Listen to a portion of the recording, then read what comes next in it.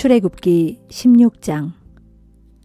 이스라엘 백성들이 모두 엘림을 떠나 신광야로 갔다. 신광야는 엘림과 시내산 사이에 있었다. 그때는 이스라엘 백성들이 이집트에서 나온 지 둘째 달 보름이 되는 날이었다. 그곳 광야에서 이스라엘 백성들은 모세와 아론에게 불평을 늘어놓았다. 차라리 이집트 땅에서 주의 손에 죽는 편이 나았을 뻔했소. 거기서는 우리가 고기 삶는 솥 주변에 둘러앉아 배불리 먹기라도 했소. 그런데 당신들이 우리를 이 광야로 끌고 들어와 우리를 다 굶겨 죽이고 있소. 그때 주께서 모세에게 말씀하셨다. 내가 너희에게 먹을 거리를 하늘에서 비처럼 내려주겠다. 백성들에게 날마다 밖으로 나가서 그날 먹을 만큼을 거두어 드리라고 하여라. 이런 식으로 나는 백성들을 시험하여 그들이 과연 나의 지시를 따르는지 지켜보겠다. 엿새째 되는 날에는 다른 날에 거두어 드리는 것보다 갑절로 거두어 드리도록 하라. 모세와 아론이 온 이스라엘 백성들에게 말했다. 저녁 때가 되면 여러분은 주께서 여러분을 이집트 땅에서 이끌어내셨다는 사실을 분명히 알게 될 것입니다. 그리고 아침이 되면 여러분은 주의 영광을 똑똑히 보게 될 것입니다. 주께서는 여러분이 주께 불평하는 소리를 직접 다 들으셨습니다. 대체 우리가 누구라고 여러분은 우리를 향하여 원망하는 것입니까? 모세가 계속해서 말을 이었다. 이제 주께서는 여러분을 배불리 먹이실 것입니다. 저녁에는 고기를 공급하여 먹게 하시고 아침에는 빵을 공급하여 먹게 하실 것입니다. 그것은 주께서 여러분의 불평하는 소리를 다 들으셨기 때문입니다. 대체 우리가 누구입니까? 우리를 향해 늘어놓은 여러분의 불평은 우리를 향한 것이 아니라 사실 주를 향한 것입니다. 모세가 아론에게 말했다. 이스라엘 백성들에게 이렇게 알리시오. 모두 주 앞으로 가까이 오시오. 주께서 여러분의 불평하는 소리를 들으셨소. 라고 말입니다. 아론이 이스라엘 백성들에게 말하는 동안 백성들이 광야 쪽을 바라보니 거기에는 주의 영광이 구름 가운데에 나타나 있었다. 주께서 모세에게 말씀하셨다. 이스라엘 백성들이 불평하는 소리를 내가 다 들었다. 너는 그들에게 이르기를 너희가 해질녘에는 고기를 먹게 될 것이고 아침이 되면 빵을 배불리 먹을 수 있게 될 것이다. 그제야 너희는 내가 너희의 주 하나님인 줄을 알게 될 것이다. 라고 하여라. 저녁이 되자 메추라기들이 날아와 이스라엘 백성들의 진영을 뒤덮었다. 아침이 되자 이슬이 진영 주변에 두텁게 내렸다. 내려앉은 이슬이 마르자 광야의 지면에 작고 둥근 것이 깔려 있었다. 그것들은 땅 위에 내린 하얀 서리처럼 얇고 고왔다. 이스라엘 백성들이 그것을 보고 서로 수군거렸다. 이게 뭐지? 그들로서는 그것이 무엇인지 도무지 알 수 없었다. 모세가 그들에게 말했다. 그것은 주께서 여러분에게 먹으라고 주신 양식이요. 주께서 명령하시길 너희 모두는 각자 필요한 만큼씩만 거두어 드려라. 한 사람당 한 오멜씩 식구 수대로 거두도록 하여라 하고 말씀하셨습니다. 이스라엘 백성들은 그대로 행했다. 어떤 이들은 더 많이 거두어 드렸고 어떤 이들은 더 적게 거두어 드렸다. 하지만 거둔 것들을 오멜 단위로 재어보니 많이 거둔 사람도 남지 않았고 적게 거둔 사람도 모자라지 않았다. 각자가 필요한 만큼씩만 거두어 드린 셈이 되었다. 모세가 말했다. 아무도 그 양식을 다음 날 아침까지 남겨두어서는 안 됩니다. 그럼에도 불구하고 이스라엘 백성들 중에는 모세의 말을 듣지 않고 아침까지 그 양식을 남겨둔 사람들이 있었다. 하지만 다음 날 아침에 보니 그 양식에 벌레가 슬어 고약한 냄새가 났다. 모세가 그들에게 화를 냈다. 사람들은 아침마다 그 양식을 자기가 먹을 만큼씩만 거두어 들였다. 남은 양식은 해가 뜨거워지면서 녹아버렸다. 매주 엿새날에는 이스라엘 백성들이 한 사람당 2오멜씩 갑절의 양식을 거두어 들였다. 무리의 우두머리들이 모세에게 와서 이를 보고했다. 모세가 그들에게 일렀다. 주께서 말씀하시기를 내일은 쉬는 날, 곧 주의 거룩한 안식일이다. 그러니 너희는 구울 것은 미리 구워놓고 삶을 것은 미리 삶아 놓아라. 그 나머지는 무엇이든 아침까지 남겨두라고 하셨습니다. 이스라엘 백성들은 모세가 일러준 대로 거둔 것을 다음 날 아침까지 남겨두었으나 썩는 냄새도 나지 않고 구더기도 생기지 않았다. 모세가 말했다. 오늘은 그 남겨둔 것을 드시도록 하십시오. 오늘은 주께서 쉬시는 안식일이기 때문입니다. 여러분이 오늘은 들에서 아무것도 찾을 수 없을 것입니다. 여러분이 엿새 동안은 양식을 거두어 드릴 수 있지만 안식일인 이렛날에는 아무것도 거두어 드리지 못할 것입니다. 하지만 무리 가운데 몇몇 사람은 양식을 거두어 드리려고 이렛날에 밖에 나가보았다. 하지만 그들은 아무것도 찾아볼 수 없었다. 주께서 모세에게 말씀하셨다. 너희가 언제까지 내 명령과 지시를 따르지 않으려느냐? 주께서 너희에게 안식일을 주셨음을 명심하여라. 엿새날에 이틀치 먹을 양식을 내려주시는 까닭이 여기에 있다. 이렛날에는 누구도 자기가 살고 있는 곳에서 밖으로 나가지 말도록 하여라. 그래서 이렛날에는 이스라엘 온 백성이 쉬었다. 이스라엘 백성들은 그 양식을 만나라고 불렀다. 그것은 고수씨처럼 하얗게 생겼는데 그 맛은 꿀을 섞어 만든 과자 같았다. 모세가 말했다. 주께서 명령하시기를 너희 후손들을 위해 만나를 한 오멜 가져다가 잘 보관해 두어라. 내가 너희를 이집트 땅에서 이끌어낼 때 광야에서 내가 너희에게 양식으로 준 것이 어떤 것이었는지 너희 후손들에게 보여주도록 하여라 하셨습니다. 모세가 또 아론에게 말했다. 항아리를 가져다가 만나 한 오멜을 담도록 하십시오. 후손들을 위해 그것을 주 앞에 두고 보관하십시오. 아론은 주께서 모세에게 명하신 대로 만나를 증거판 앞에 두어 보관하였다. 이스라엘 백성들은 정착할 땅에 이르기까지 40년 동안 만나를 먹었다. 가나안 땅 경계에 도착할 때까지 그들은 만나를 먹고 살았다. 한 오멜은 10분의 1 에바이다.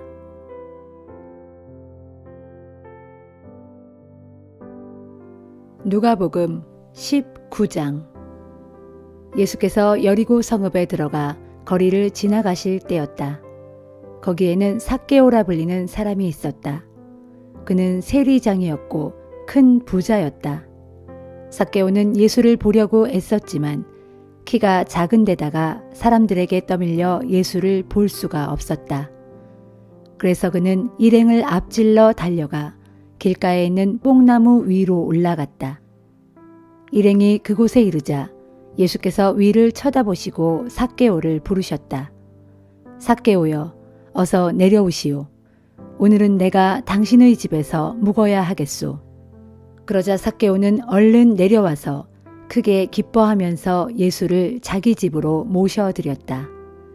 이것을 보고서 사람들이 서로 수군거리며 아니 예수께서 죄인의 집에 묵으시려고 들어가시다니 하고 말했다. 삭개오는 일어서서 주님 앞에 이렇게 말했다. 주님, 제 재산의 절반을 가난한 사람들에게 나눠주겠습니다. 그리고 만일 제가 남을 속여서 빼앗은 것이 있다면 4배로 갚겠습니다. 예수께서 삭개오에게 말씀하셨다. 오늘 이 집에 구원이 이르렀소. 이제 이 사람도 아브라함의 자손이요. 보시오, 인자는 잃어버린 사람을 찾아 구원하러 이 땅에 왔소. 이어 예수께서 비유를 하나 말씀해 주셨다.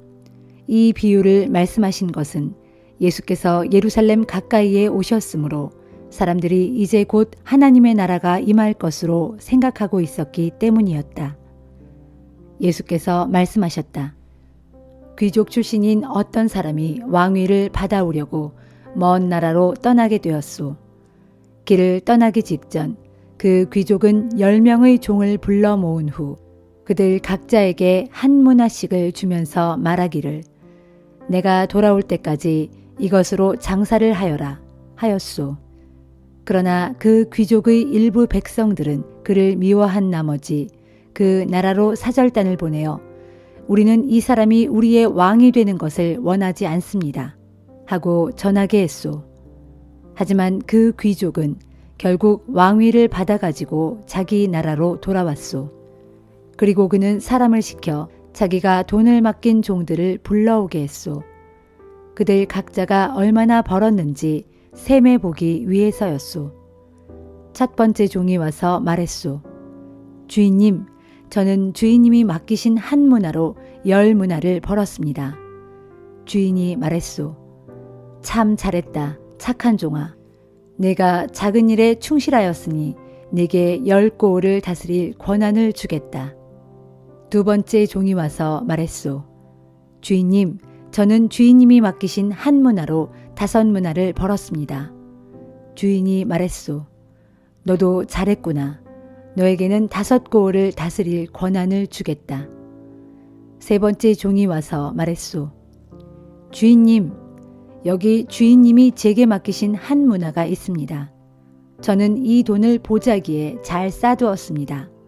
사실 주인님은 지독하신 분이라서 맡기지도 않은 것을 빼앗아 가시고 심지도 않은 것을 거두어 들이시는 분이 아닙니까? 그러자 주인이 크게 노하여 호통을 쳤소. 이 악한 종아, 내가 지독하다고? 좋다. 그러면 네 입에서 뱉은 말대로 지독한 사람이 되어주마. 그러니까 너는 나를 맡기지도 않은 것을 빼앗아가고 심지도 않은 것을 거두어 들이는 사람으로 알았다는 것이 아니냐. 그렇다면 네가 왜 그 돈을 은행에 맡기지 않았느냐. 그랬더라면 최소한 이자라도 받을 수 있었지 않았겠느냐. 그러고서 주인은 옆에 있는 사람들에게 명령했소.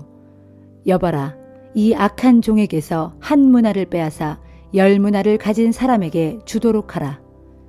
그때 그들이 주인에게 말하기를 하지만 주인님, 그 사람은 이미 10문화를 가졌는데요?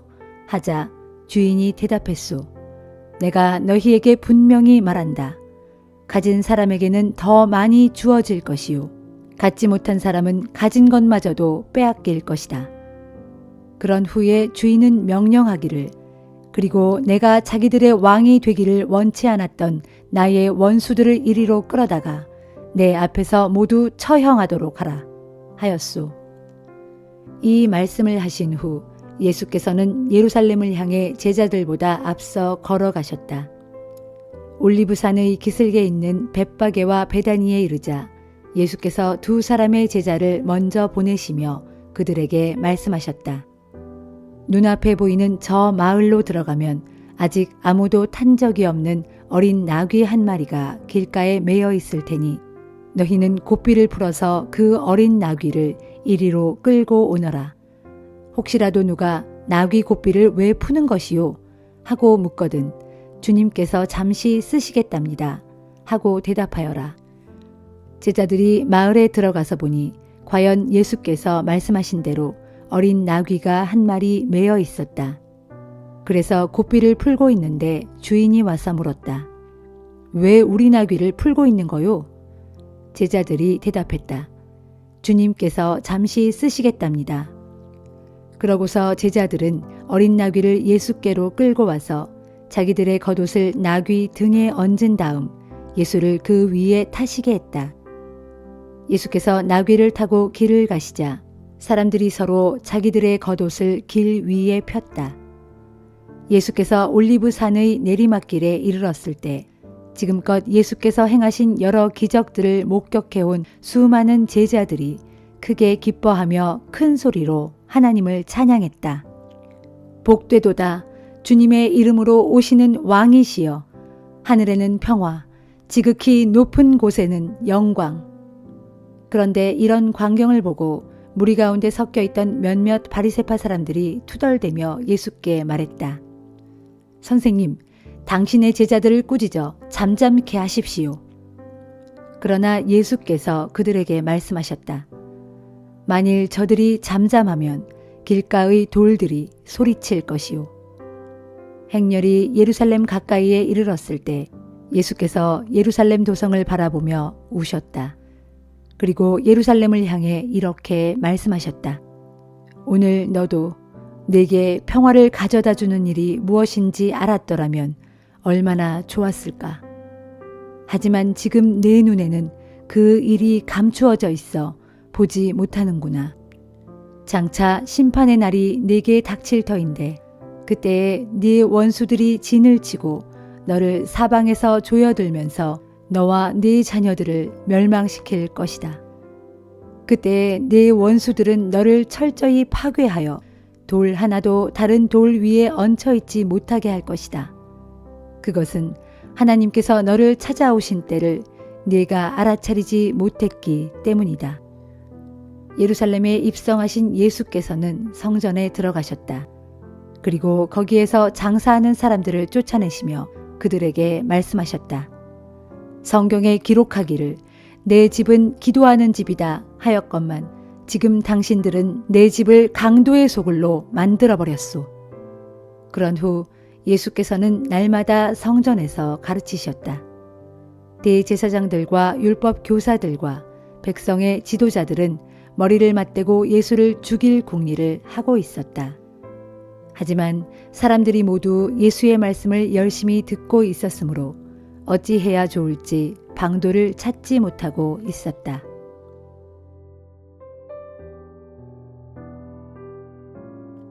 욥기 34장. 그러고서 엘리후가 다시 말을 이었다. 지혜가 많으신 어르신들, 내 말을 들어보십시오. 아는 것이 많으신 어르신들, 내 말에 귀 기울여 보십시오. 혀가 음식 맛을 분별하듯이 귀는 그 말이 옳은지 그른지를 알아차립니다. 그러니 무엇이 옳은지 우리 스스로 분별해 봅시다. 무엇이 선한지 한번 알아보도록 합시다. 욥 어르신은 말씀하시기를 나는 아무 잘못이 없는데도 하나님께서 나의 옳음을 인정하지 않으신다 하시고 또 내가 옳은데도 불구하고 어찌 옳지 않다고 거짓말을 할 수 있겠는가. 정말로 나는 아무 죄가 없는데도 너무 큰 상처를 입었다 하십니다. 욥 어르신은 어찌 그리 말씀하실 수가 있습니까? 도대체 욥 어르신 같은 사람이 어디에 또 있겠습니까? 지금 욥 어르신은 하나님 비웃기를 마치 물 마시듯 하고 있습니다. 저분은 악을 행하는 자들과 친구로 지내고 또 못된 짓을 하는 무리들과 어울려 다닙니다. 그러면서 말하기를 사람이 하나님을 기쁘게 하려고 애써 보았자 대체 그것이 무슨 유익이 있단 말인가 라고 하십니다. 그러니 분별력을 지니신 어르신네들, 내 말을 좀 들어보십시오. 하나님께서 악을 행하실 수가 있습니까? 전능하신 분께서 옳지 않은 일을 행하실 수가 있습니까? 진실로 하나님께서는 사람이 행하는 바에 따라 그대로 갚아주시는 분입니다. 사람이 어떻게 행하느냐에 따라 그에 상응하는 열매를 거두게 하시는 분입니다. 하나님께서 잘못된 일을 하신다거나 전능하신 분께서 정의를 그르치는 일은 감히 상상조차 할 수도 없습니다. 어느 누가 하나님더러 땅을 주관하라고 명하신 자가 있겠습니까? 어느 누가 하나님더러 세상을 다스리라고 맡기신 분이 있겠습니까? 만일 하나님께서 마음먹고 그 영과 숨을 거두신다면 모든 육신들은 다 같이 일시에 죽어 모두가 예외 없이 흙으로 돌아가고 말 것입니다. 그러니 욥 어르신, 분별력이 있으시다면 제발 내 말을 들으십시오. 내가 하는 말에 귀를 기울여 보십시오. 정의를 미워하는 분이 어찌 세상을 다스릴 수 있겠습니까? 욥 어르신은 의로우신 전능자를 정죄하시겠다는 것입니까? 그분께서는 심지어 왕들에게도 너는 쓸모없는 인간이다 하고 말씀하시고 귀족들에게도 너는 악하다 하고 말씀하시는 분이 아닙니까? 그분께서는 통치자들이라고 해서 그들의 편을 들어주지 않으시고 부자라고 해서 가난한 자들보다 더 대우해 주지도 않으십니다. 모두 다 그분께서 손수 지으신 자들이니 말입니다. 그들은 순식간에 죽는 존재들입니다. 사람은 갑자기 죽는데 심지어 한밤중에라도 죽습니다. 하나님께서 사람을 내리치시면 아무리 강한 사람일지라도 아주 간단하게 죽고 맙니다. 참으로 하나님의 눈은 사람이 행하는 바를 낱낱이 지켜보십니다. 발걸음 하나하나를 다 헤아리고 계십니다. 악한 자들이 하나님의 눈길을 피해 숨을 수 있는 곳은 온 세상 어디에도 없습니다. 아무리 어두운 곳이라도, 아무리 짙은 그림자가 드리운 곳이라도 하나님의 눈을 피해 숨을 때는 어디에도 없습니다. 평소 그 사람의 모든 것을 알고 계시는 하나님께서는 사람들을 심판하시는 데에 오래 생각하실 필요가 전혀 없습니다. 하나님께서는 이것저것 조사할 것도 없이 힘있는 세력가들을 꺾어버리시고 그 자리에 다른 사람을 대신 앉히십니다. 하나님께서는 그들이 행한 짓을 너무나 잘 아시기 때문에 하룻밤 사이에 그들을 뒤엎어 멸망에 이르도록 하시는 것입니다. 하나님께서는 모든 사람들이 지켜보는 자리에서 그들의 악함을 징벌하시는데 그것은 그들이 하나님께 등을 돌려 옆길로 벗어났고 그래서 하나님께서 지시하시는 길로 가는 것에는 아무 관심도 없기 때문입니다. 그로 인해 가난한 자들의 고통스러운 울부짖음이 하나님께 올라가 닿았고 결국 하나님께서는 그들의 부르짖음에 응답하시는 것입니다. 하지만 만일 하나님께서 잠자코 침묵하신다고 하여도 어느 누가 감히 그분을 비난할 수 있겠습니까? 만일 하나님께서 얼굴을 가리시고 숨으신다고 하여도 어느 누가 감히 그분을 비판할 수 있겠습니까? 어느 누구도 어느 민족도 감히 하나님을 비난할 수 없습니다. 그분께서 하나님을 우습게 여기는 경건치 못한 사람을 왕으로 삼아 나라를 다스리게 하시고 또 그 백성들에게 올가미를 씌워 억압하게 하실지라도 어느 누가 감히 하나님께 항의할 수 있겠습니까? 욥 어르신은 하나님 앞에서 내가 죄를 지었습니다. 하지만 다시는 죄를 짓지 않겠습니다. 내가 미처 깨닫지 못하는 것을 주께서 가르쳐 주십시오. 내가 잘못했다면 다시는 그런 잘못을 저지르지 않겠습니다. 하고 말씀드린 적이 있습니까? 어르신이 지금처럼 계속 회개하기를 거부하신다면 과연 하나님께서 어르신의 편을 들어주시겠습니까? 물론 결정을 내리는 것은 내가 아닌 욥 어르신이십니다. 지금 어르신이 생각하고 있는 바를 내게 말씀해 보십시오. 조금이라도 분별 있고 지혜 있는 사람이라면 그는 욥 어르신의 말을 듣고 내게 말하기를 욥이 알지도 못하면서 그렇게 함부로 말하는군. 욥의 말에는 아무런 지혜가 없어 할 것입니다. 맞습니다. 욥 어르신이 그처럼 악한 자들같이 말하다니 정말이지 욥 어르신은 더 호된 시련을 겪어야 마땅합니다. 욥 어르신은 자신이 지은 죄에다 이젠 반역하는 일까지 저지르고 있습니다. 우리가 보는 앞에서 경멸하듯 박수를 쳐대며 하나님을 모독하는 말을 서슴없이 해대고 있습니다.